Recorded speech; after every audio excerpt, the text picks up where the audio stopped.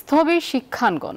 ISPR এর বিজ্ঞপ্তি অনুযায়ী ৬ আগস্ট থেকে সব ধরনের শিক্ষা প্রতিষ্ঠান খোলা থাকার কথা থাকলেও শিক্ষার্থীদের উপস্থিতি নেই কোথাও। শিক্ষাবিদরা বলছেন দ্রুতই শিক্ষাঙ্গনে গতি ফিরিয়ে আনতে হবে। অন্যদিকে কলেজ বিশ্ববিদ্যালয়ে পদত্যাগের হিড়িকে শূন্যস্থান পূরণ করাই অন্তর্বর্তীকালীন সরকারের অন্যতম চ্যালেঞ্জ। হাসান ওয়ালির প্রতিবেদন।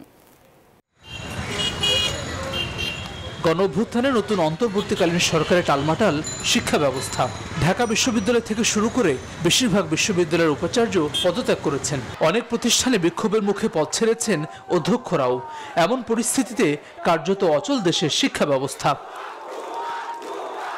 ৬ আগস্ট থেকে সব স্তরের শিক্ষা প্রতিষ্ঠান খুলে দেওয়ার কথা জানায় আন্তঃবাহিনী জনসংযোগ পরিদপ্তর আইএসপিআর। নির্দেশনা অনুযায়ী স্কুল কলেজ খুললেও শিক্ষার্থী সংকটে শিক্ষা কার্যক্রম শুরু হয়নি। শিক্ষকরা বলছেন নিরাপত্তা নিশ্চিত না হয় অভিভাবকরা সন্তানদের পাঠাতে ভরসা পাচ্ছেন না।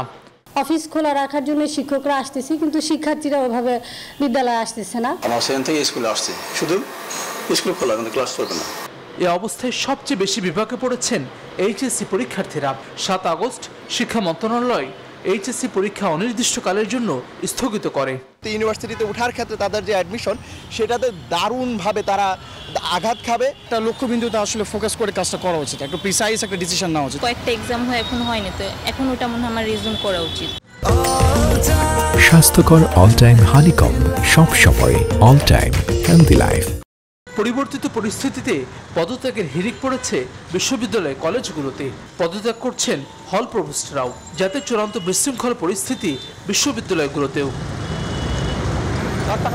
শিক্ষা ব্যবস্থার টালমাটাল পরিস্থিতি চিন্তায় ফেলেছে শিক্ষাবিদদের। দ্রুত প্রশাসনিক কাঠামোর শূন্যতা পূরণ এবং অগ্রাধিকার ভিত্তিতে শিক্ষা কার্যক্রম সচল করার আহ্বান তাদের। আমি মনে করি গভর্নমেন্টকে অ্যাজ সুন অ্যাজ পসিবল যে কাজটা করা দরকার, সবার আগে শীর্ষ পদ যেগুলো আপনার ভ্যাকুয়াম হয়েছে সেগুলো রিপ্লেস করা। আর আরেকটা ব্যাপার হচ্ছে যে ছাত্রদেরকে আমরা দেখছি যে ট্রাফিক কন্ট্রোল করছে, কিন্তু এখন সময় এসছে তাদেরকে রাস্তা থেকে উঠে নিজ নিজ শিক্ষা প্রতিষ্ঠানে চলে যাওয়া। 2-1 দিনের মধ্যে প্রয়োজনীয় ব্যবস্থা নিয়ে বিশ্ববিদ্যালয়গুলো এবং শিক্ষা প্রতিষ্ঠানগুলো খুলে দেওয়া হোক, তারা পড়ালেখায় ফিরে আসুক, নাহলে আমরা পিছিয়ে যাচ্ছি। কোটা সংস্কার আন্দোলনের মধ্যে 16 জুলাই থেকে ধাপে ধাপে বন্ধ করা হয় দেশের সব শিক্ষা প্রতিষ্ঠান। করোনা মহামারীতে 1.5 বছর বন্ধের পর নতুন এ ধাক্কাকে বহুমুখী ক্ষতির কারণ হিসেবে চিহ্নিত করছেন শিক্ষাবিদরা। হাসান ওয়ালি, নিউজ 24, ঢাকা।